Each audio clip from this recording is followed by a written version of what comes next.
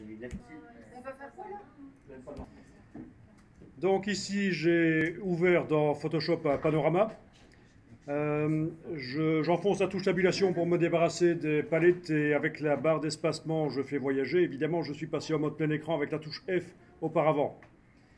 Et je vais zoomer peut-être un peu en avant. Et donc ce panorama, et c'est marrant, on voit plusieurs fois le même personnage, c'est logique. Il avançait au fur et à mesure que moi, avec mon appareil photo, je tournais sur moi-même et je prenais différentes photos.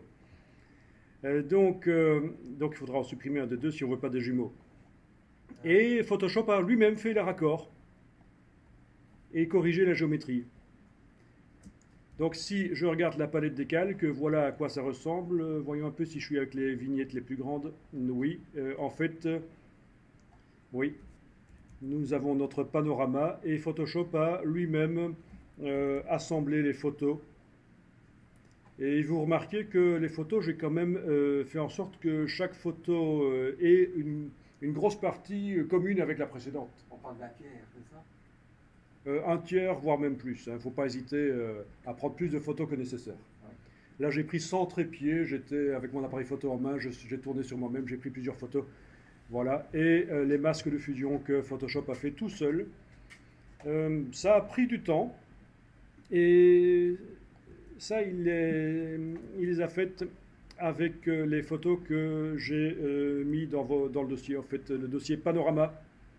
Panorama, vous avez ici Panorama 1. Ça, c'est les dossiers. J'ai pris les photos comme ça, vite fait.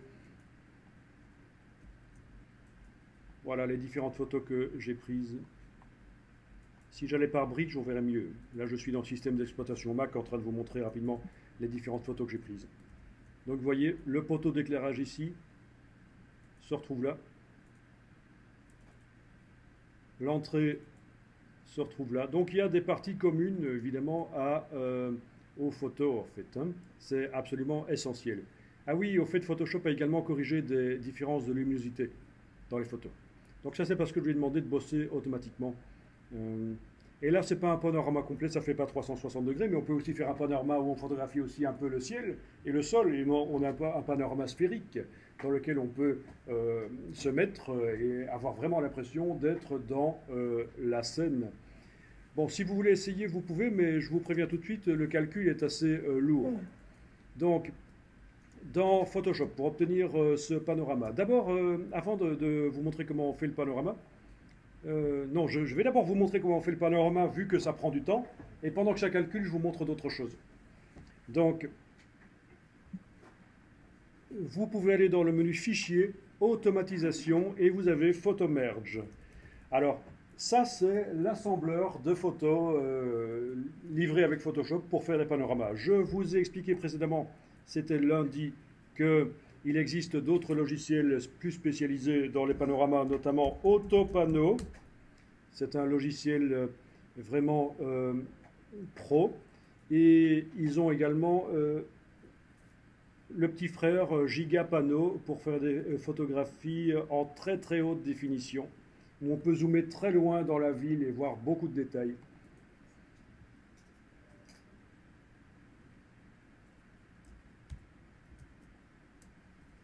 Voilà.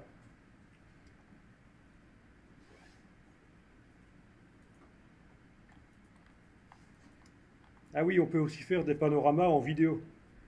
Vous avez déjà vu ça? Où on peut tourner à 360 degrés, on est dans la scène et pourtant c'est en vidéo, c'est animé.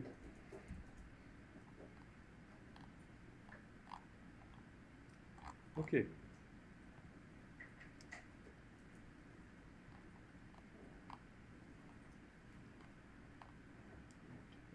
Giga Autopano. Bon, vous irez voir si ça vous intéresse d'aller plus loin dans les panoramas.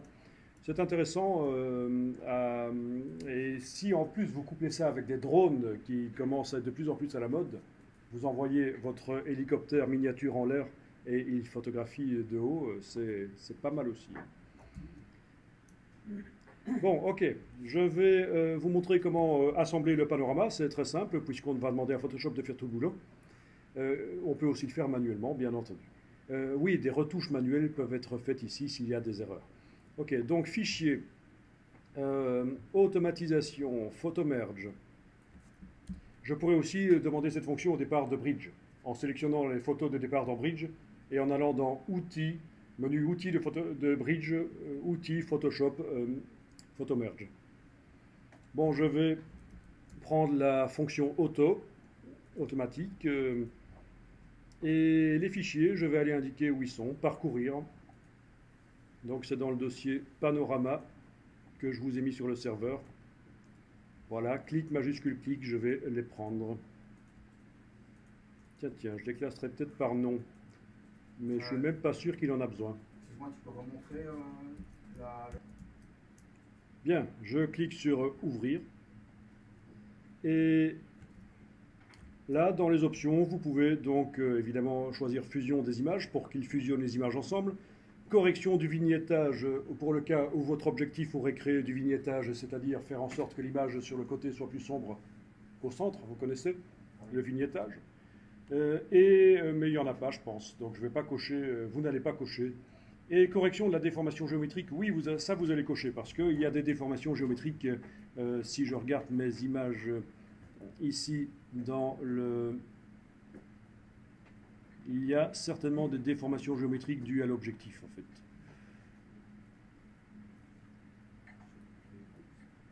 Et des perspectives aussi, hein, de la perspective des bâtiments. Bon. Donc voilà, vous pouvez cocher ces deux choses-là, fusion des images et correction de la déformation géométrique, après avoir ajouté les fichiers qui doivent servir à faire le panorama. Vous cliquez sur OK et ça va commencer à bosser. Et vous obtiendrez donc normalement exactement ceci, puisque je l'ai créé au départ de ces fichiers-là avec ces options-là. C'est fini, mais tu ne viens pas d'appuyer sur OK quand même. Non, j'avais appris avant. Tu l'avais fait avant et tu avais coché les options dont j'ai parlé? Non. Non. Ah, Ah, voilà. et donc l'assemblage n'est peut-être pas nickel. Voilà. Ok, voyons un peu pour les personnages ici. Je vais ici utiliser une fonction qui consiste à activer le calque. Ça, je vous montre, vous pourrez tester après. Activer le calque sur lequel je clique dans l'image. Donc, outil de déplacement ici. Si je coche ceci, sélection automatique du calque, eh bien, quand je clique sur une partie de l'image, le calque qui correspond à cette partie-là va s'activer. D'abord, je vais les désactiver tous en cliquant en dessous. Puis quand je clique dedans, voilà. Vous voyez que le calque s'active. Je vais zoomer en arrière, cliquer à différents endroits du panorama. Et le calque qui contient cette partie-là s'active tout seul. Donc une fonction bien pratique, la fonction de sélection automatique du calque, qui sert également quand on travaille sur autre chose qu'un panorama, évidemment. Il n'y a pas de problème. Donc c'est ici dans les outils dans l'outil de déplacement, sélection automatique du calque. Mais attention, dès que vous en avez plus besoin, vous la décochez cette option, parce que sinon, quand vous allez déplacer des objets dans vos trucages photo, dans vos montages, c'est un autre calque qui va s'activer peut-être, et vous n'allez pas comprendre pourquoi, vous allez trouver que Photoshop bug. Donc attention, cet outil est super pratique, mais il faut penser à le désactiver quand on ne s'en sert pas. Donc voilà, je m'en sers pourquoi ici? C'est pour vérifier, pour trouver rapidement le calque qui contient ce personnage. Donc c'est ce calque-là. Voyons un peu ce qui se passe si j'enlève l'œil en face de ce calque-là. En dessous, j'ai rien du tout, dommage. Par contre, ce calque-ci. Ah.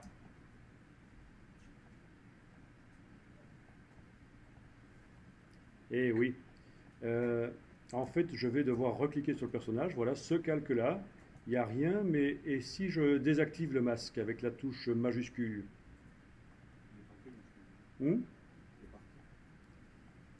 Eh oui. Donc ça veut dire que si...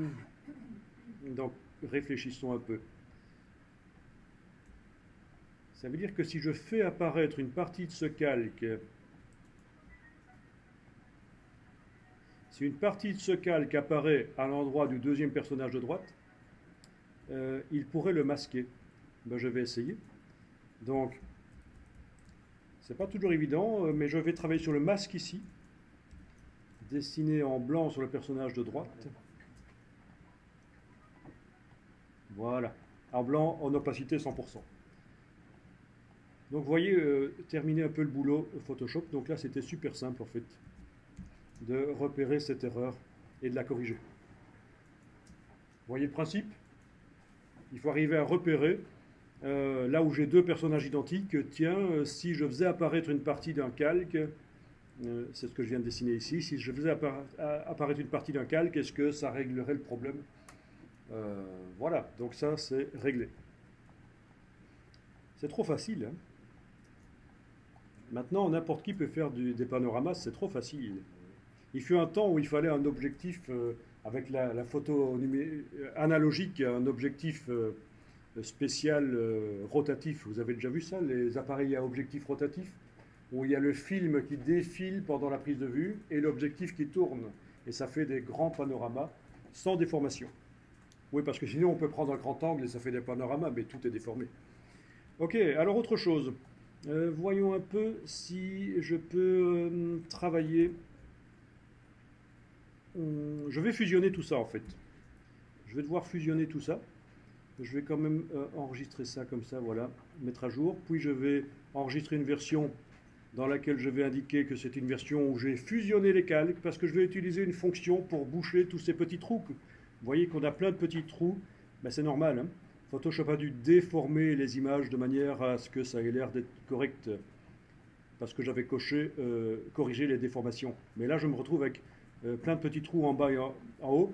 Ben, c'est vrai que j'ai la solution d'aller recadrer. Outil de recadrage, si je prends l'outil de recadrage et que je recadre, ben, les trous ils seront plus dans la zone de l'image. Mais je perds plein de choses. On est d'accord? Je vais désactiver le magnétisme, menu affichage, pendant que je recadre. Donc c'est pas l'idéal. Je vais perdre plein de choses de mon panorama si je recadre. Donc touche Escape, je ne recadre pas. Bon, je vais plutôt faire du remplissage intelligent.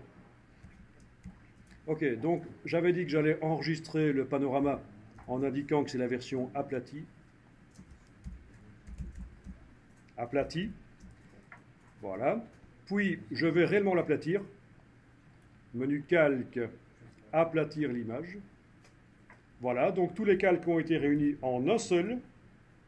Ça suppose que j'ai corrigé toutes les erreurs avant, avec les masques de fusion des calques, bien entendu.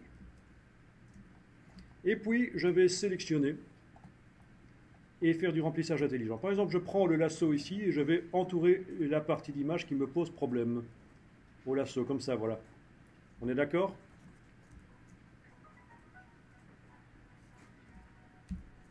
Cette partie d'image est sélectionnée et je vais demander édition, remplir avec... Édition, remplir avec quoi?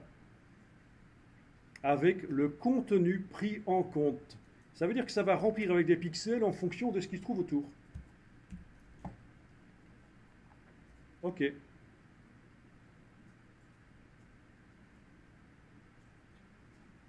Voilà, c'est rempli.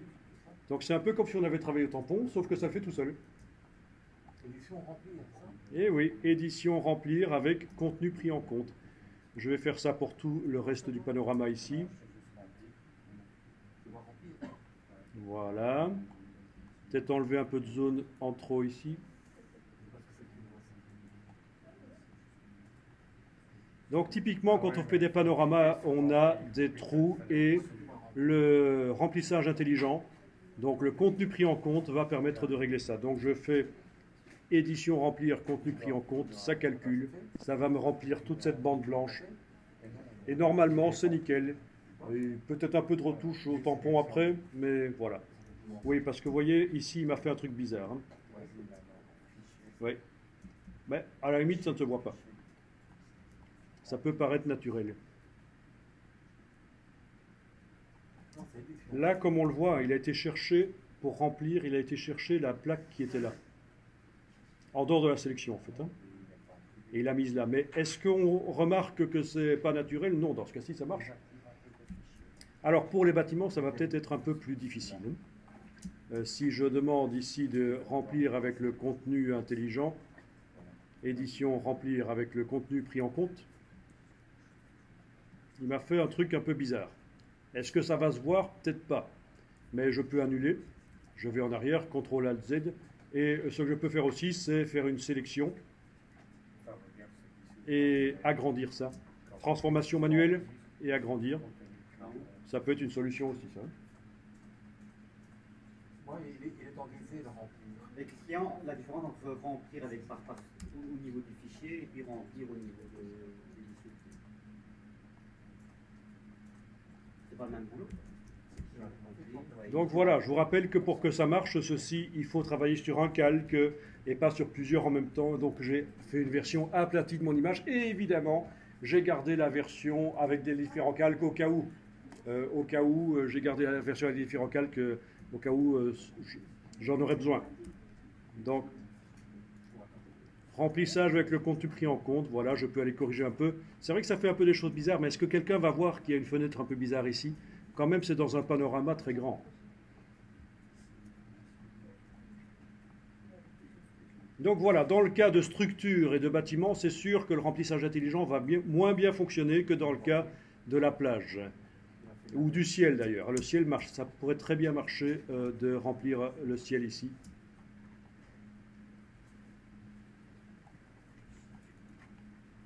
Voilà, je vais même faire comme ça. Maintenant, il est parfait. Voilà. C'est maintenant. Je fais édition remplir. J'utilise le raccourci clavier que je vais vous donner après si vous voulez. Et ça va me remplir ça. Ça calcule quand même pas mal. Hein. C'est logique, c'est une image assez lourde quand même. Voilà, le ciel c'est nickel. Le ciel c'est rempli. Et la transition, on ne la voit pas. Donc dans le cas de texture, ça donne pas mal du tout. Dans le cas de structure, ça foire. Et le contenu pris en compte, on l'a sélectionné avant ou... Il faut absolument sélectionner la zone qu'on remplit. Oui, mais il prend quel... Bon, Donc là, ils vont mieux allonger. Enfin, voilà. Donc là, il vaut mieux allonger, oui, parce que voilà, bon, je sais pas si on ça fait des choses, on le voit peut-être pas nécessairement. Ça fait des cassures, mais est-ce que quelqu'un va voir la cassure? Ça, professionnel peut-être. il faut voir. Mais moi, j'ai essayé... Donc le principe quand on fait du remplissage intelligent, c'est qu'il va chercher la matière qui est autour. Ok, Et il bah essaye ouais, de deviner comment ça va le mieux fonctionner en fait. c'est logique. Voilà.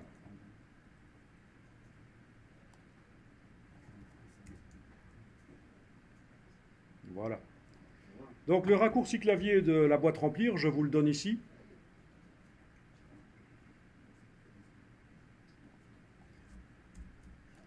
Majuscule, suppression. Majuscule, suppression, c'est l'équivalent d'aller dans le menu édition remplir. Donc, mortalité de l'histoire, le raccourci qu'on voit là, majuscule F5, c'est pas le bon en fait. Donc, utilisez plutôt majuscule suppression.